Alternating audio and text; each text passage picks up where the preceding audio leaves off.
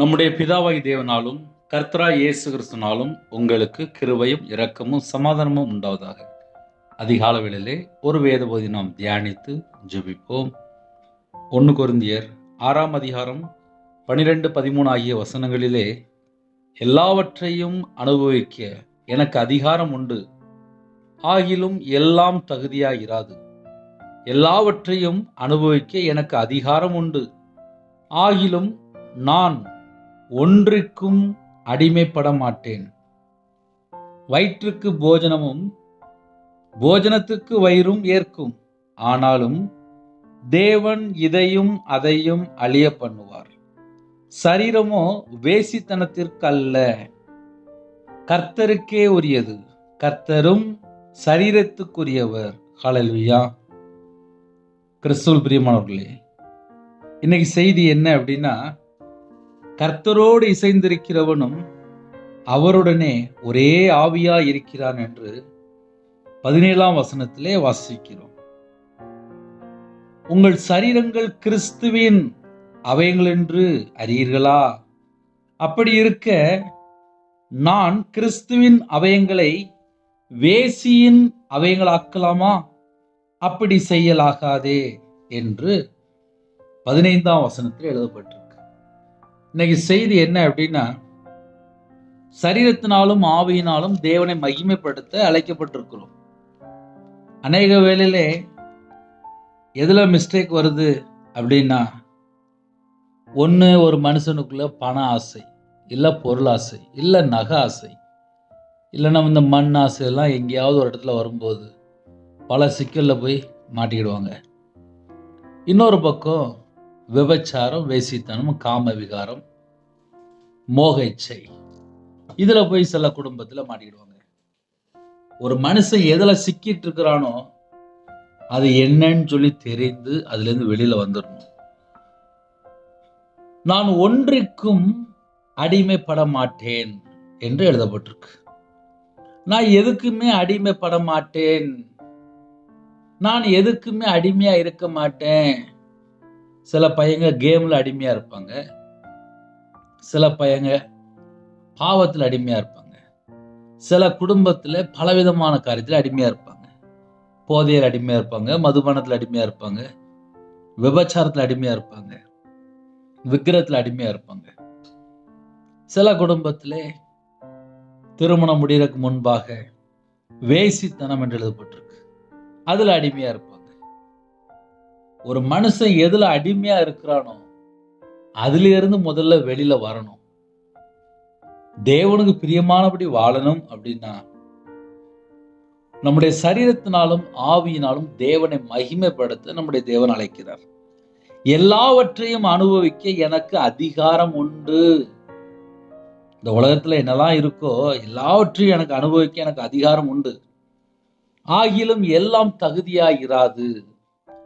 ஒரு சின்ன கருத்து வேணா சொல்றேன். என்னுடைய வாழ்க்கையிலே வியாபாரத்துல இருந்து ஊழியத்துக்கு வந்ததுனால, வியாபாரத்தில் இருக்கும்போது இஷ்டம் போல வாழ்ந்துட்டு இருந்தேன்.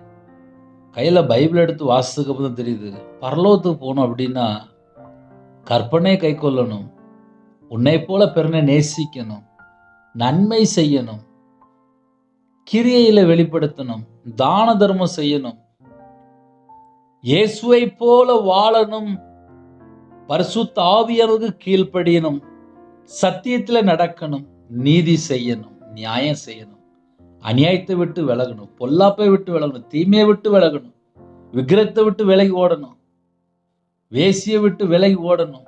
ஏகப்பட்ட சட்டம் பைபிள் எழுதப்பட்டிருக்கு. இதெல்லாம் நான் கையில பைபிள் எடுத்து வாசிக்க ஆரம்பிச்சுக்க போறோம். வசனம் இப்படிலாம் எழுதப்பட்டிருக்கு, என் வாழ்க்கையில நான் இப்படிலாம் இருக்கிறேன், இப்படி யோசித்து பார்ப்பேன். ஒரு மனுஷன் கர்த்தரை விட்டு வழி விலகும் போது பலவிதமான பாவத்துக்குள்ள சிக்கி கொள்வாங்க. அப்போஸ்தலனாகிய பவுல் சொல்கிறார், எல்லாவற்றையும் அனுபவிக்க எனக்கு அதிகாரம் உண்டு, எல்லாவற்றையும் அனுபவிக்க, ஆகிலும் எல்லாம் தகுதியாயிராது. எல்லாம் தகுதியாயிராது. 50 வயசு ஆயிட்டு அப்படின்னா 50 வயசு அளவுக்கு போயிடணும், 60 வயசு ஆயிட்டா அந்த ஸ்டேஜுக்கு போயிடணும், 70 வயசு ஆயிட்டா அந்த ஸ்டேஜுக்கு போயிடணும். ஒரு வாலிப பையன், அவன் பார்த்தா வாலிப பையன் அந்த ஸ்டேஜில் இருப்பான். ஒவ்வொரு வயசுக்குமே ஒவ்வொரு ஸ்டேஜ் தாண்டிட்டு இருக்கும். அப்போஸ்தலனாகிய பவுல் சொல்கிறார், இயேசு கிறிஸ்து சொந்த இரட்சகரா ஏற்றுக்கொண்ட பின்பாக அவருக்காக மட்டுமே வாழ்ந்துட்டு இருக்கார். இயேசுவுக்காக மட்டுமே வாழ்ந்துட்டு இருக்கார். அப்போஸ்தலனாகிய பவுல் சொல்கிறார், எல்லாவற்றையும் அனுபவிக்க எனக்கு அதிகாரம் உண்டு, ஆகிலும் எல்லாம் தகுதியா இராது. எல்லாம் தகுதியா இராது. எல்லாவற்றையும் அனுபவிக்க எனக்கு அதிகாரம் உண்டு, ஆகிலும் நான் ஒன்றிற்கும் அடிமைப்பட மாட்டேன். இப்ப நம்ம மக்கள் லைட்டா கேட்பாங்க, அதெல்லாம் என்ன காரியம் பிரதர் அப்படின்னு சொல்லி கேட்பாங்க. 1 கொரிந்தியர் 6ஆம் அதிகாரம் 9, 10 ஆகிய வசனங்களில் சில வசனங்கள் எழுதப்பட்டிருக்கு. அதையும் லைட்டா சேர்த்து வாசிக்கிறேன். அநியாயக்காரர் அநியாயக்காரர் தேவனுடைய ராஜ்யத்தை சுதந்திரிப்பதில்லை என்று அறியீர்களா? வஞ்சிக்கப்படாதிருங்கள் அப்படின்னு சொல்லி ஆரம்பிக்கும். அநியாயம் செஞ்சால் பரலோகத்துக்கு போக முடியாது. ஒரு மனுஷன் நியாயமா வாழணும்.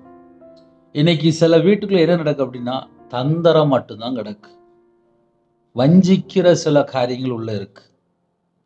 அநியாயக்காரர் அநியாயமா வாழ்ந்துட்டு இருப்பாங்க. மாமியாருக்குள்ள சொத்தை ஃபுல்லா எனக்கு வேணும் அப்படிம்பாங்க. அடுத்த வீட்டில் உள்ள சொத்து ஃபுல்லா எனக்கு வேணும் அப்படிம்பாங்க. ஒரு வீட்டில் போய் பொண்ணு பார்க்க போவாங்க. ரட்சிக்கப்பட்ட பிள்ளையா, நல்ல பைபிள் வாசித்து முடிச்சிட்டாளா, நல்ல ஜெபிக்கிற பிள்ளையா, நல்ல ஆவிக்குரிய பிள்ளையா, குடும்பத்தை நல்ல பத்திரமா பார்த்துடுவாளா அப்படின்னு சொல்லி யோசிக்க மாட்டாங்க. எவ்வளோ போடுவீங்க, எவ்வளோ செய்வீங்க, எவ்வளோ தருவீங்க. யூதாஸ் காரியத்து இயேசுவை காட்டி கொடுத்தான். ஏன் காட்டி கொடுத்தான்? 30 வெள்ளி காசுக்காக. இன்னைக்கு ஒரு வீட்டில் போய் எனக்கு பையன் இருக்கான், என் பையனை நீங்க என்ன போடுவீங்க அப்படின்னு சொல்லி கேட்கும்போது அந்த வீடு எப்படி இருக்கும்? யூதாஸ் காரியத்து இயேசுவை காட்டி கொடுத்து நாண்டு கொண்டு செத்து போயிட்டான். அநியாயமா ஒரு வீட்டில் போய் கேட்கும்போது யோசிக்கவே மாட்டாங்க. எவ்வளோ தருவீங்க, எவ்வளோ போடுவீங்க, எவ்வளோ செய்வீங்க. இதெல்லாம் அநியாயம். அநியாயக்காரர் தேவனுடைய ராஜ்யத்தை சுதந்திரிப்பதில்லை என்று அறியீர்களா? வஞ்சிக்கப்படாதிருங்கள் அப்படின்னு என்ன அர்த்தம்? இங்க அநியாயமா கேட்டு கேட்டு கேட்டு உருவி உருவி அப்படின்னா பரலோகத்துக்குள்ள போக முடியாதுன்னு அர்த்தம். அதனால ஒரு வீட்டில் பொண்ணு பார்க்க போறீங்களா, சந்தோஷமா போய் பார்க்கலாம். ஆனா அநியாயமா வாங்கக்கூடாது, அநியாயமா கேட்கக்கூடாது. பொருளாசை அக்கிரமத்து நிமித்தம் நான் அவர்களை அடித்து, பண ஆசை எங்கெல்லாம் இருக்கோ எல்லா தீமைக்கும் வேறு, எல்லா பிசாசு இருப்பிட என்ன அப்படின்னா பண ஆசை. பண ஆசை சில ஆளுக்குள்ள வந்துட்டு அப்படின்னா மனைவி கண்ணுக்கு தெரியாது, அம்மா அப்பா கண்ணுக்கு தெரியாது, பிள்ளைகள் கண்ணுக்கு தெரியாது, குடும்பம் கண்ணுக்கு தெரியாது. இதெல்லாம் எந்த லிஸ்ட்ல போயிடும் அப்படின்னா அநியாயக்கார லிஸ்ட்ல போயிடும்.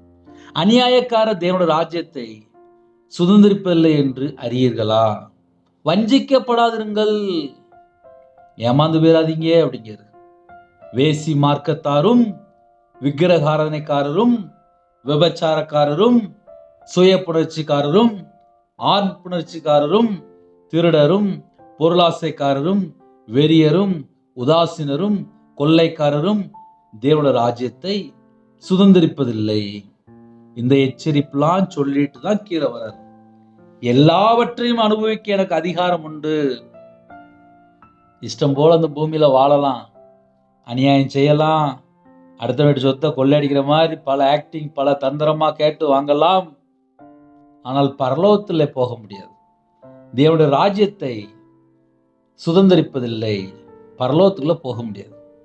அதனால பூமியில வாழ்ற காலத்துல எப்படின்னே வாழணும் அப்படின்னா, நான் ஒன்றிற்கும் அடிமைப்பட மாட்டேன். எல்லாம் தகுதியா இராது. இஷ்டம் போல ஒரு வாழ்க்கை வாழ்றாங்க. ஆனா அப்படி வாழ்ந்தால் பரலோகத்துக்குள்ள போக முடியாது. வஞ்சிக்கப்படாதிருங்கள். அவன் இஷ்டம் போல வாழ்றான் அப்படின்னு சொல்லிட்டு நான் இஷ்டம் போல வாழ முடியாது. எனக்கு பரலோகம் வேணும், எனக்கு நித்திய ஜீவன் வேணும், நான் பரலோகத்துக்கு போகணும். இங்க 1000 கோடி சம்பாத்தியம் பண்ணி என்னத்துக்கு? நாளைக்கு காலையில என் உயிர் இல்லைன்னா அவ்வளவுதான். அப்புறம் அடக்க ஆராதனை தான், முடிஞ்சு போச்சு. அப்புறம் ரவிராஜ் கிடையாது. இந்த பூமியில எவ்வளவு சேர்த்து வச்சாலும் அது பரலோகத்துக்கு கொண்டு போக முடியுமா? முடியாது. ஐயா கிலோ கணக்கில் தங்கம், சரி, அதை பரலோகத்துக்கு கொண்டு போக முடியுமா? முடியாது. இங்க அடக்கம் மட்டும்தான் முடிஞ்சது. அப்புறம் அங்க ஜட்ஜ்மெண்ட் எல்லாம் நிக்கணும். அதனால பூமியில வாழ்ற காலத்திலே உண்மையா வாழ்ந்தால் பரலோகத்துல போய் சேரலாம். நான் ஒன்றுக்கும் அடிமைப்பட மாட்டேன். சில குடும்பத்துல என்ன பண்ணுவாங்க அப்படின்னா, பொருளாசையில வாழ்ந்துட்டு இருப்பாங்க, வெளியே தெரியாது. பொருளாசைக்காரரும் தேவனுடைய ராஜ்யத்தை சுதந்திரிப்பதில்லை, பரலோகத்துல போய் சேர முடியாதான். சிம்பிளா சொல்லி தரேன். விக்கிரகாரனைக்காரரும், ஐயா உங்க செய்தி நான் டெய்லி கேட்பேன், சரி நான் விக்கிரகாரனைக்கு போறேன், பரலோகத்துக்கு போய் சேர முடியாது, பரவாயில்லையா? எல்லாவற்றையும் அனுபவிக்க எனக்கு அதிகாரம் உண்டு, ஆகிலும் எல்லாம் தகுதியாயிராது. நான் இங்கேயும் போலாம் அங்கேயும் போலாம் எங்கனாலும் போலாம், ஆனா எல்லாம் தகுதியா இராது. திருடரும் பொருளாசைக்காரரும் வெறியரும் உதாசீனரும் கொள்ளைக்காரரும் தேவனுடைய ராஜ்யத்தை சுதந்திரிப்பதில்லை. 1 கொரிந்தியர் 6ஆம் அதிகாரம் 9, 10 ஆகிய வசனங்களில் தியானித்துக் கொண்டிருக்கிறேன். வஞ்சிக்கப்படாதிருங்கள். வேசி மார்க்கத்தார் திருமணம் முடியறதுக்கு முன்பாக அருவருப்பான பாவத்துக்குள்ளே, விபச்சார பாவத்துக்குள்ளே, வேசித்தனத்துக்குள்ளே, வேசி மார்க்கத்தாரும், அது ஒரு மார்க்கம், வேசி மார்க்கத்தாரும் விக்கிரகாராதனைக்காரரும் விபச்சாரக்காரரும் சுய புணர்ச்சிக்காரரும் ஆண் புணர்ச்சிக்காரரும், இப்படிப்பட்டவங்கெல்லாம் பரலோகத்துக்குள்ள போக முடியாதான். ஆனால் ஒரு மனுஷன் மனம் திரும்பி பாவ மன்னிப்பை பெற்றுக்கொள்ளும் போது, இயேசு கிறிஸ்துவை சொந்த இரட்சகரா ஏற்றுக்கொள்ளும் போது, என் வாழ்க்கையில எனக்காக இயேசு ஜீவனை தந்திருக்கிறார். என் பாவம், என் அக்கிரமம், என் மீறுதல், என் தலைமுறை சாபம், நான் செய்த பலவிதமான பாவங்கள் எல்லாவற்றையும் இயேசு கிறிஸ்து சிலுவையில சுமந்தார். எனக்காக அடிக்கப்பட்டார், எனக்காக நொறுக்கப்பட்டார், எனக்காக பாடுபட்டார். என்னுடைய பாவங்களுக்காக, நம்ம எல்லாருடைய பாவங்களுக்காக மரித்து அடக்கம் பண்ணப்பட்டு வேத வாக்கின்படி 3ஆம் நாள் உயிர் தெழுந்த இயேசு கிறிஸ்துவை நாம் ஏற்றுக்கொள்ளும் போது, விசுவாசிக்கும் போது, 11ஆம் வசனத்தில் எழுதப்பட்டிருக்கு, உங்களில் சிலர் இப்படிப்பட்டவர்களா இருந்தீர்கள். இப்படிப்பட்டவர்கள் அப்படின்னா நான் இதுக்கு முன்னாடி சொன்னோம்ல, இப்படிப்பட்டவர்களா இருந்தீர்கள். ஆயினும் கர்த்தராகிய இயேசுவின் நாமத்தினாலும் நமது தேவனுடைய ஆவியினாலும் கழுவப்பட்டீர்கள், பரிசுத்தமாக்கப்பட்டீர்கள், நீதிமான்களாக்கப்பட்டீர்கள். இயேசு கிறிஸ்து இரத்தத்தினால கழுவப்படும் போது நாம் நீதிமானாக மாற்றப்படுகிறோம்.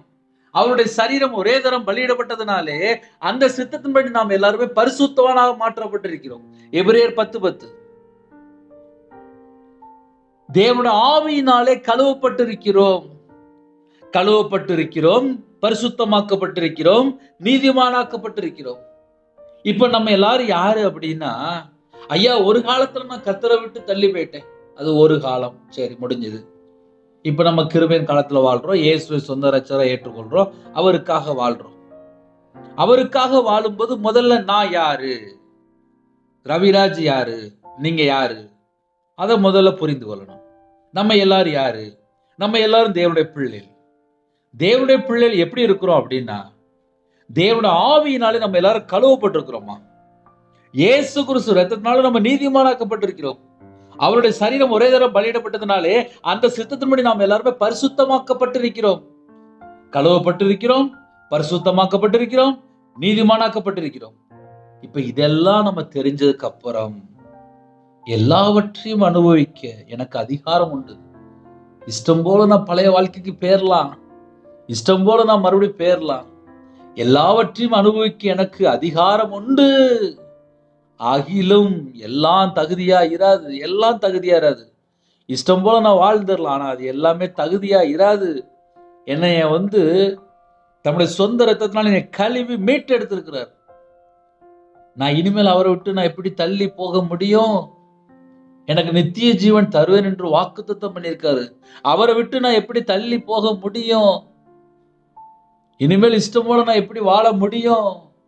நான் ஒன்றுக்கும் அடிமைப்பட மாட்டேன் அப்படின்னு சொல்லி முடிச்சிட்டார். அதனால கால வேளையில சிம்பிளா சொல்றேன், கர்த்தருக்கா வாழ்ந்தால் இப்படிதான் வாழணும்னு சொல்லி ஒரு சட்டம் இருக்கு. ஏன்னா பரலோகத்துக்கு போகணும். பரலோகத்துக்கு போற பிள்ளைகள் எவ்வளவு பரிசுத்தமா இருக்கணும். வாயை திறந்தாலே நிறைய வீட்டுல பொய் தான் பேசுறாங்க. அது ஒரு வேதனையான காரியம். தேவன் துக்கப்படுவார். பொய்யர் அனைவரும் இரண்டாம் மரணமாகிய அக்கினியும் கந்தவும் எரிகிற கடலிலே பங்கடைவார்கள். நான் சொல்லலப்பா, பைபிள் எழுதப்பட்டிருக்கு. வெளிப்படுத்தின விசேஷம் 21ஆம் அதிகாரம் 8ஆம் வசனத்துல இந்த வசனம் எழுதப்பட்டிருக்கு.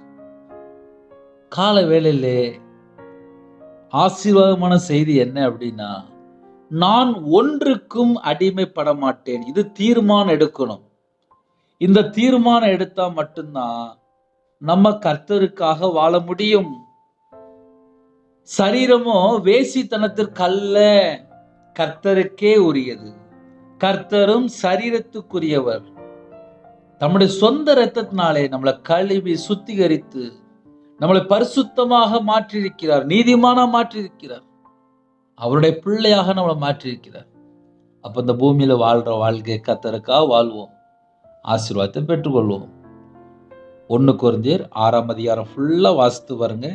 நான் இன்னைக்கு பேசின செய்தி ஃபுல்லா இந்த அதிகாரத்துல இருந்து நான் பேசியிருக்கேன். ஹல்லேலூயா. சின்ன ஜெபம் பண்ணி முடிப்போமா? இருக்கிற இடத்துல அப்படியே கண்களை மூடி நாம் ஜெபம் செய்வோம். அன்பின் கர்த்தாவே, நன்றியோடு துதிக்கிறோம்ப்பா. கர்த்தருடைய பாதத்தில் எங்களுடைய ஆவி, ஆத்துமா, சரீரம், சிந்தனை எல்லாவற்றும் அர்ப்பணிக்கிறோம்ப்பா. கர்த்தரை விட்டு தள்ளி போன பாவம் எதுவாக இருந்தாலும், யாரு இந்த செய்தி கேட்டு ஜெபித்தாலும் உங்களுடைய பாவத்தை மன்னித்து உங்க பிள்ளைகளை ஆசீர்வதிங்க. புதிய நாளுக்கான கிருபைக்காக 1000 மடங்கு உமக்கு நன்றி செலுத்திடும். கர்த்தர் ஒவ்வொரு குடும்பத்தோட தங்கி இருக்கணும்ப்பா. புதிய நாளிலும் புது கிருபையால் நிரப்புங்க. உங்களுடைய பிரசன்னத்தினால் மூடுங்க. உங்களுடைய வல்லமையால் நிரப்புங்க. ஜெப விஷயத்தினால் நிரப்புங்க. சிறுபிள்ளை முதல் கொண்டு முதியோர் எல்லாரையும் கர்த்தர் பரிசுத்தப்படுத்தி ஆசீர்வதிங்க. பிறந்த நாள், திருமண நாள் யாரெல்லாம் கொண்டாடுறவங்களோ கர்த்தர் உங்கள் பிள்ளைகளோட கூட இருந்து 1000 தலைமுறைக்கு ஆசீர்வதிங்க. எத்தனையோ தேவைகளோடு இணைந்திருக்காங்க. தேவைகளை கத்து சந்திங்க. கடன் பிரச்சனை மாற்றித்தாங்க. குடும்பத்தில் எல்லாரும் தீர்காயுசோடு பரிபூர்ணமாக ஆசீர்வதிக்கப்பட்ட சந்ததியா இருக்கணும். கிருபை செய்யுங்க. எல்லாரும் நித்திய ஜீவனுக்குள்ள வரணும்ப்பா. கிருபை தாங்க. என்னுடைய குறைகள், குற்றங்கள் எல்லாவற்றையும் கத்து மன்னித்து ஆசீர்வதிங்க. இந்த நாளுக்கான கிருபைக்கு 1000 மடங்கு உங்களுக்கு நன்றி செலுத்திடுவோம்ப்பா. எல்லா நாட்டில் இருக்க ஜனங்களையும் உங்களுடைய பாதத்தில் அர்ப்பணிக்கிறோம். உமக்கு பிரியமானபடி நாங்கள் வாழணும்ப்பா. இந்த நாளிலும் கற்பதனையா ஜெபிக்கிறாங்கப்பா. கர்த்தரே மனமிறங்கி ஆசீர்வதிங்க. மாசமா இருக்காங்க கர்த்தர் ஆசீர்வதித்து கிருபைக்கு நன்றி. டெலிவரி போகிறாங்க கர்த்தர் கூட இருங்க. திருமண தேவைக்கு ஜெபிக்கிறேன். எல்லா தேவைகளும் கர்த்தர் சந்திங்க. வேற வேற நாட்டில் இருக்காங்கப்பா, கர்த்தர் ஆசீர்வதிங்கப்பா. வெளியில புறப்படுறாங்க, முன்னும் பின்னுமா தேவ தூதர் நிப்பாட்டுங்கப்பா. வேலைக்கா ஜெபிக்கிறாங்க, கர்த்தர் வாசல் திறந்து விடுங்க. என்னென்ன தேவைகளோடு இருக்காங்களோ அந்த தேவைகள் எல்லாவற்றுக்கும் அதை சந்திங்க.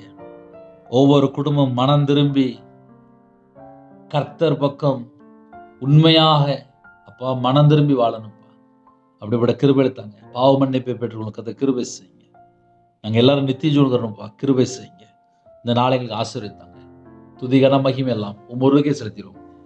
சரீரத்தில் பலவீனத்தோட படுத்த படுக்கையில் யாரெல்லாம் இருக்கிறாங்களோ கர்த்தர் தொட்டு சுகமாக்கித்தாங்க.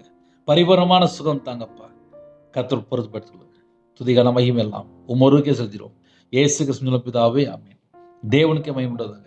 கர்த்தர் தாமே உங்களை உங்கள் குடும்பத்தில் சகல காரியத்தில் சம்பூர்ணமாக திருப்தியாக கர்த்தர் கொடுத்து ஆசீர்வதிப்பாராக. ஆமென். கர்த்தராகிய இயேசுவின் கிருபையும் பிதாவாகிய அன்பும் பரிசுத்தனுடைய ஐக்கியமும் இப்பொழுதும் எப்பொழுது சதா காலங்களிலும் நம்ம கொடுப்பதாக. ஆமென். கிறிஸ்துவில் பிரியமானவர்களே, எனக்காக ஜெபித்துக் கொள்ளுங்கள். 9363064181 நம்பர் உண்டால் உங்களுக்காக ஜெபிப்போம். God bless you. Thanks for watching. Please subscribe our channel. Click the like and share. Click the bell. God bless you.